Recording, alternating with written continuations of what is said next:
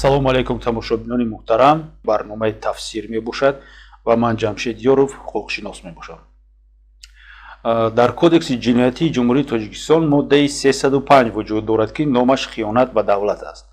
аз сабаби он ки дар расонаҳои давлативу ғайридавлатӣ, дар шабакаҳои иҷтимоӣ ва дигар воситаҳои ахбори омма истифодабарии калимаи хиёнат ва ибораи хиёнат ба ватан нисбати шахсон бисёртар ба назар мерасад, хостем ки маҳз дар бораи ҳамин мафҳум аз ҷиҳати ҳуқуқӣ ба шумо маълумот пешниҳод намоем. тибқи матни расмии моддаи 305 кодекси ҷиноятии ҷумҳурии Тоҷикистон, хиёнат ба давлат ин ҷосусӣ, додани сирри давлатӣ, расонидани ҳар гуна ёрӣ ба давлати хориҷӣ, ташкилоти хориҷӣ ва ё ягон намояндаи онҳо дар фаъолияти зидди давлатиашон мебошад, ки ин фаъолият бар зарари истиқлолияти мо, бар зарари дахлнопазирии арзии ҷумҳурии Тоҷикистон, иқтидори мудофиавии он ва ё амнияти берунии ҷумҳурии Тоҷикистон равона карда шудааст. ва яке аз шартҳои асосӣ ба ин модда ба ҷавобгарӣ кашида шудани шахс ин ҳатман бояд ки шаҳрванд шаҳрвандии ҷумҳурии Тоҷикистонро дошта бошад. агар амалҳое ки дар боло номбар карда будем шахси бешаҳрванд ё ки шаҳрванди дигар давлат содир карда бошад, ин ашхосро бо дигар моддаҳои кодекси ҷиноятӣ ба ҷавобгарӣ мекашанд. мисол бо моддаи 308 кодекси ҷиноятӣ, яъне ҷосусӣ, мумкин аст ки онҳоро ба ҷавобгарии ҷиноятӣ кашанд. яъне ки барои хиёнат ба давлат бояд фақат шаҳрвандони ҷумҳурии Тоҷикистон ба ҷавобгарӣ кашида шаванд. аз ҷиҳати таркибӣ моддаи 305 аз ду қисм иборат мебошад ва қисми якуми он барои хиёнат ба давлат ҷазоро дар намуди маҳрум кардан аз озодӣ аз 12 сол то 20 сол бо мусодираи молу мулк муқаррар кардааст ва қисми дуюми он ҷазои мутобиқи қисми дуюми ҳамин модда пешбинӣ шуда албатта ки вазбинтар аст ва дар ин ҷо агар шаҳрванд ин амалро, ин хиёнат ба давлатро такроран карда бошад ё ки ин хиёнат аз тарафи хизматчии ҳарбӣ содир шуда бошад, бо истифода аз мақоми хизматӣ содир шуда бошад, ё ин ки дар вазъияти ҷангӣ ё дар ҳолати ҷангӣ, инчунин агар дар ҳолати рецидиви хавфнок ё ки дар ҳолати рецидиви махсусан хавфнок содир карда шуда бошад, пас ҷазо маъмулан вазбинтар карда мешавад ва бо маҳрумият аз озодӣ аз муддати 15 сол то 25 сол ва ё ин ки умуман якумра аз озодӣ маҳрум кардан ҷазо мутобиқи кодекси ҷиноятии ҷумҳурии Тоҷикистон пешбинӣ карда шудааст. дар ин ҷо зарур аст ки як чизи дигарро низ қайд кунем. агар шахсе ки ҷиноятҳои мазкурро ки дар ҳамин модда амалҳое ки дар ҳамин модда пешбинӣ шудааст содир кардааст ва инчунин агар он ҷиноятҳои дар моддаи 306 яъне ғасби ҳокимияти давлатӣ, 308 ҷосусӣ содир кунад, агар ихтиёрӣ ва бо сари вақт огоҳонидани мақомоти ҳокимиятӣ ё ки бо дигар усул ва пешгирии зарари расонидашаванда мусоидат карда бошаду дар кирдорҳои ӯ ягон таркиби ҷинояти дигар дида нашавад, метавонад ки аз ҷавобгарии ҷиноятӣ озод карда шавад. дар ин ҷо як монандӣ бо моддаи 307 дида мешавад ки шахс метавонад ки бо пешгирӣ кардани оқибатҳои ногувори ҳамин амалаш огоҳ кардани мақомотҳои дахлдор худро аз ҷавобгарии ҷиноятӣ бо ин модда озод кунад.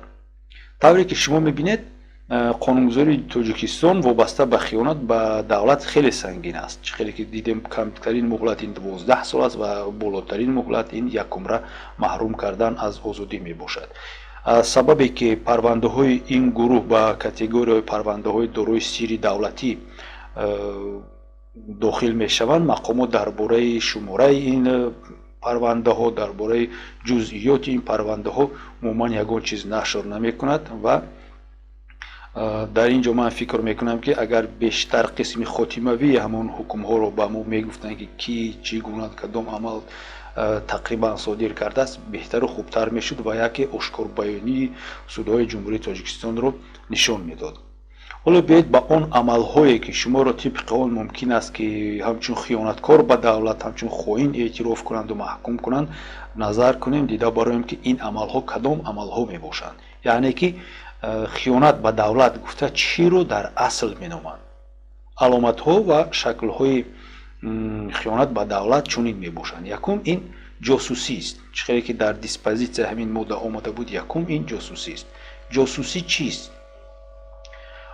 ҷосусӣ яъне ки агар одам маълумотеро ки сирри давлатиро ташкил мекунад ё маълумоти дигаре ки дигар ашхос, дигар ташкилоти хориҷӣ, давлати хориҷӣ набояд донад ва онро мумкин аст ки бар зарари Тоҷикистон истифода намояд, чунин маълумотро ҷамъ мекунад. диққат кунед, ҳатман бояд ҷамъ кунад ин маълумотро, ё ин ки медуздад ва барои интиқол ба давлати хориҷӣ ё ин ки намояндаи давлати хориҷӣ ё ки ташкилоти хориҷӣ барои интиқол доданаш дар худ нигоҳ медорад. инро ҷосусӣ меноманд. сарфи назар аз он ки қонунгузор барои ҷосусӣ ки танҳо шаҳрвандони хориҷӣ ё шахсони бешаҳрвандро дар бар мегирад, масъулияти ҷудо кардааст, моддаи 308 ин маънои онро надорад ки шаҳрвандони Тоҷикистон дар мавриди содир кардани чунин амалҳо ба ҷавобгарӣ кашида намешаванд. албатта ба ҷавобгарӣ кашида мешаванд, вале ин ки моддае ки нисбати онҳо татбиқ карда мешавад маҳз моддаи ҳамин 305 хиёнат ба давлат ҳисобида мешавад, ки мо дидем ки муҳлати ҷазои ӯ он хело ҳам гаронтар аст ва ҳатто метавонем иқрор шавем, гӯем ки нисбат ба ҷосусе ки шаҳрванди хориҷӣ аст, ҷосусе ки шаҳрванди ҷумҳурии Тоҷикистон мебошаду бар зидди давлати худ фаъолият мебарад, ҷазои ӯ вазбинтар аст. барои ҷосус яъне шаҳрванди хориҷӣ муҳлати ҳадди аксари ҷазо то 20 сол аст, вале ки чӣ хеле ки пештар гуфтам, муҳлати ҳадди аксари ҷазо дар ҷумҳурии мо барои ҷосусони худии мо ин ҳукми абад ҳисобида мешавад. дуюм амале ки аломатҳои хиёнат ба давлатро нишон медиҳад, ин додани сирри давлатӣ ба давлати хориҷӣ, ташкилоти хориҷӣ ё ки намояндаи онҳо ҳисобида мешавад. дар барномаи алоҳида мо бо шумо дар бораи сирри давлатӣ ва ҷузъиётҳои чӣ гуна будани сирри давлатӣ ва тамоми паҳлӯҳои ин масъала гуфта мегузарем, чунки як мазмуни калоне ҳаст ва барномаи махсусро талаб мекунад. вале дар ин ҷо қайд карданӣ ҳастам ки пеш аз он ки сирри давлатиро ба касе интиқол диҳед, мантиқан шумо бояд дастрасӣ ба ҳамин сирри давлатӣ дошта бошед. яъне ки сирри давлатӣ ба шахс бояд дар асоси фаъолият кардани ӯ дар ягон мақомот ва ё ягон идораи давлатӣ ки вазифадор буданд дастрас бояд бошад. дар ин ҳолат шахсе ки маълумотро ба давлати хориҷӣ интиқол медиҳад, ба хубӣ худаш дарк мекунад ки ин маълумот дорои сирри давлатӣ аст, чунки чунин маълумотҳоро беҳичи ба касе намедиҳанд, онҳо бо имзо гирифта мешаванд ва ҳатман дар болои ин ҳуҷҷатҳо муҳр ва сикаҳои махсуси қайдкунандае ки ин маълумот дорои сирри давлатӣ мебошад қайд карда шудааст ва ашхосе ки ин гуна ҳуҷҷатҳоро ба касе интиқол медиҳад, месупорад, баръало медонад ки амали ӯ амали ҷинояткорона аст. аммо низ вазъиятҳое метавонанд ба вуҷуд оянд ки шахс маълумоти махфиро мисол дар рафти суҳбат аз дӯсти худ, аз шиносаш, мисол аз ҳамсояаш, ҳамкораш мефаҳмад ва онро ба давлати хориҷӣ, ба намояндаҳои давлати хориҷӣ интиқол мекунад. инчунин муҳим аст ки чунин маълумотҳои дорои сирри давлатӣ метавонанд ки бо дигар роҳҳо, мисол бо роҳи ҷиноят, бо роҳи дуздидан, ғоратгарӣ ба даст оварда шаванд. дар ин мавридҳо хусусияти дастрасӣ доштан ба сирри давлатӣ ягон моҳияти асосӣ ҳисобида намешавад. асос он аст ки маълумоти сирри давлатӣ ба дасти касе афтодааст ки онро ният дорад ба намояндаи давлати хориҷӣ, ба намояндаи ташкилотҳои душманона ки бар муқобили амнияту бар муқобили маърифати ҷумҳурии Тоҷикистон амал мекунад интиқол медиҳад ё ин ки нияти интиқоли онро дорад. яъне фақат далели он ки ҳамин интиқоли маълумоти дорои сирри давлатӣ вуҷуд дорад бас аст. дастрасӣ он қадар ҳам шарти муҳим ва асосӣ нест. сеюм علامتی خیانت به دولت، خائنی، این رساندن کمک به دولت خارجی در فعالیت‌هایی که بر ضد امنیت تاجیکستان نگرانیده شدند. این کمک‌ها می‌توانند چند نمود باشند و من آنها را به چند کاتگوری تقسیم کردم که در اینجا با شما می‌خواهم معلومات مفصل‌تر نسبت آنها دهم. یکم، این کمک‌های مالیوی می‌توانند شوند، یعنی که همچون دستگیری مالیوی تشکیلات‌هایی که بر ضد جمهوری تاجیکستان فعالیت می‌کنند فهمیده می‌شود. با این تشکیلات‌ها به‌شبهه تمام خدمات‌های مخصوصی خارجی و همه تشکیلات‌های خارجی داخل می‌شوند که فعالیتشان در جمهوری تاجیکستان منع است. حالت‌های ممکن شود که شهروند را برای رسانیدن کمک به یگان تشکیلات بین‌المللی حقوقی و مثال می‌بریم به یگان تشکیلات اکولوژی با ماده 305 به جوابگری کشند. در این حالت در مرافع سودی باید اثبات کرده شود که چی گونه همین معلومات انتقال داده شده و فعالیت آن تشکیلات به بخطری به امنیت تاجیکستان ضرر میتوانست رساند.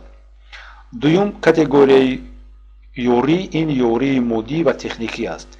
در اینجا امکانیت‌های زیادی موجود میباشند. شما میتوانید مثال یگان نمونه و محصولاتی که برای جاسوسان خارجی خیلی هم ضرور است با آنها پیشنهاد کنید. ماشین مثال برای انتقال دادن چنین معلومات و چنین نمونه‌های تکنیکی رو استفاده برید و غیره و غیره. سوم، کمک نمودی کمک این کمک‌های مشورتی حسابیده می شود. در این مورد میتوان هر گونه توضیحاتی که شخص درباره فعالیت دستگاه، یگان اسباب، درباره فعالیت تشکیلات‌ها، ساختاری تشکیلات‌ها، وزارت، اداره‌ها و اینچنین مثال حرکت قوه‌های مسلح که شخص تصادفاً در کوچه دیده است، در یگان جا دیده است فهمیده شود. یعنی که مشورت دادن، معلومات پیشنهاد کردن.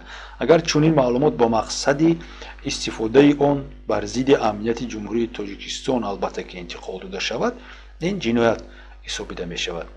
و کاتگوری دیگر، این کاتگوری عمومی رساندن کمک ها می باشد، یعنی دیگر کاتگوری ها می باشد.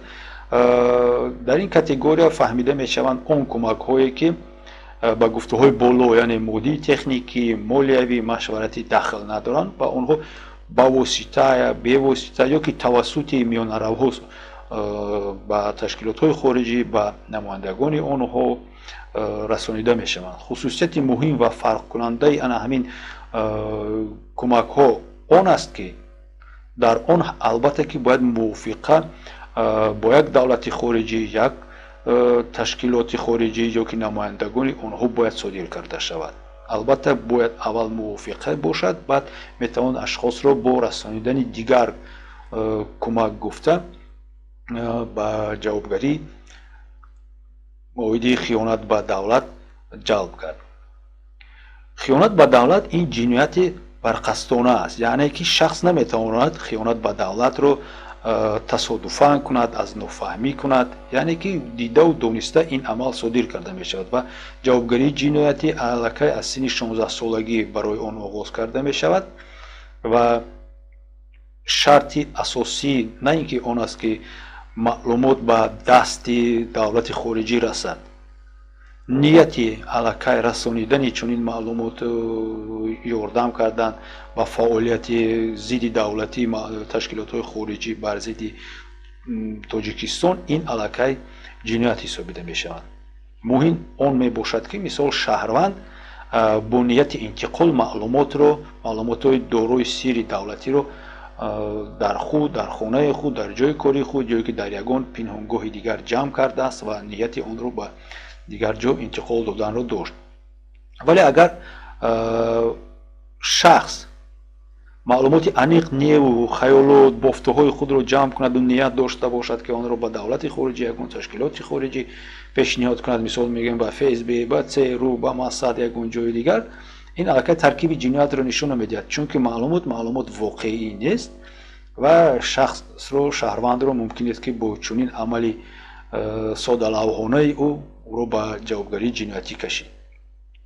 خیلی که دوستان دیدیم از آن تفسیر ماده 305 که از ادبیات علمی هم گرفته شدند، از تجربه روزگار و زندگی هم گرفته شدند، ما میبینیم که خیانت به دولت این فقط جاسوسی است، دادن سری دولتی است، رساندن هر گونه یاری به دولت خارجی است، به تشکیلات های خارجی است و یا به یگان نماینده آنها بر فعالیت آنها که بر ضد جمهوری تاجیکستان روانه کرده شده است حسابیده می شود.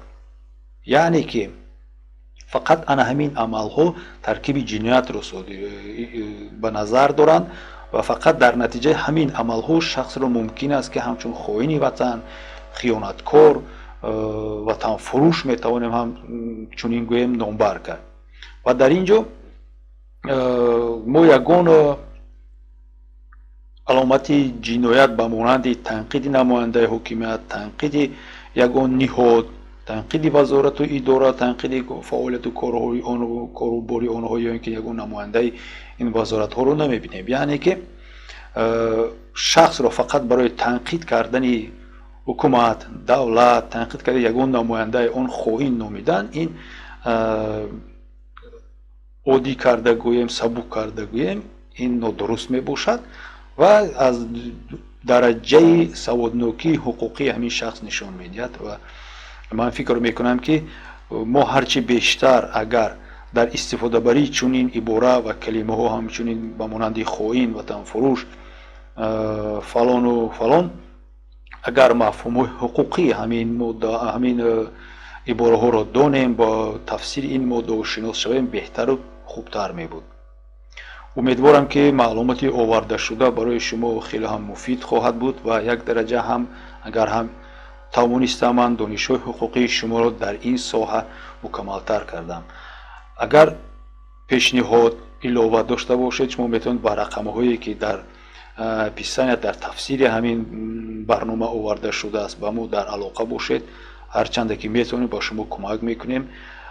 در اینجا تشکر بی پایان خود را با شما تماشاگران محترم اظهار میکنم. تا بازدید، تا برنامه‌های دیگر.